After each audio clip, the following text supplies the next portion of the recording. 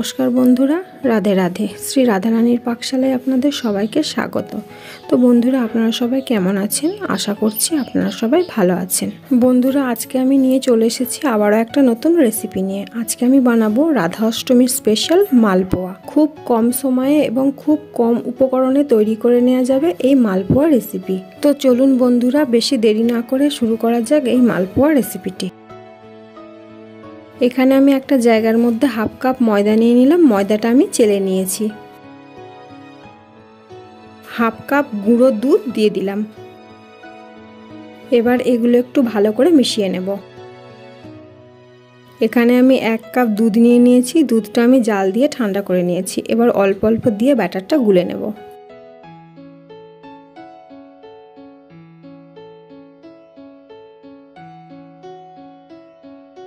তো দেখছেন বন্ধুরা, ব্যাটারটা আমার গোলা হয়ে গেছে। ব্যাটারের ঘনত্বটা ঠিক এই রকম রাখতে হবে।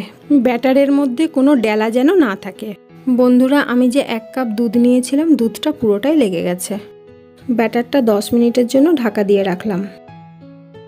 এবার আমি চিনির শিরাটা বানিয়ে নেব। তার জন্য আমি 1 কাপ চিনি দিয়ে দিলাম।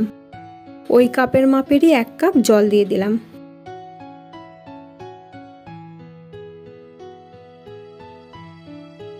তিনটে এলাচ একটু ফাটিয়ে দিয়ে দিলাম। বন্ধুরা, এই মালপোয়া রেসিপিটি কোনো অনুষ্ঠান ছাড়াও যে কোনো সময় খেতে ইচ্ছা করলে খুব কম সময়ে ও খুব কম উপকরণে ঝটফট বানিয়ে নেওয়া যাবে।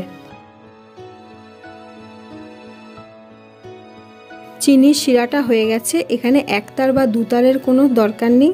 একটু চটচটে ভাব হলেই হবে, আবার যেন খুব পাতলাও না হয়। গ্যাসের ফ্লেমটা বন্ধ করে দিলাম।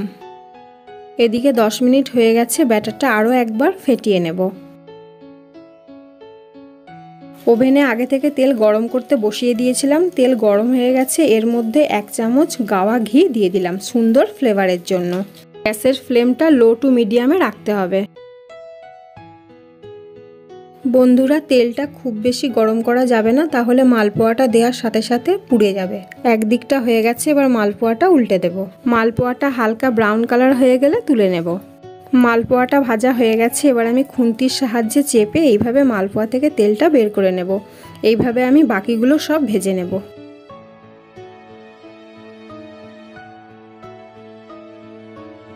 বন্ধুরা, আপনারা মাত্র হাফ কাপ ময়দা আর হাফ কাপ গুঁড়ো দুধ দিয়ে এই মালপোয়া রেসিপিটা অবশ্যই বাড়িতে একবার ট্রাই করে দেখবেন। আশা করছি আপনাদের খুব ভালো লাগবে। মালপোয়াগুলো ভাজার সাথে সাথেই চিনির শিরার মধ্যে দিয়ে 1 থেকে 2 মিনিট রেখে দেব।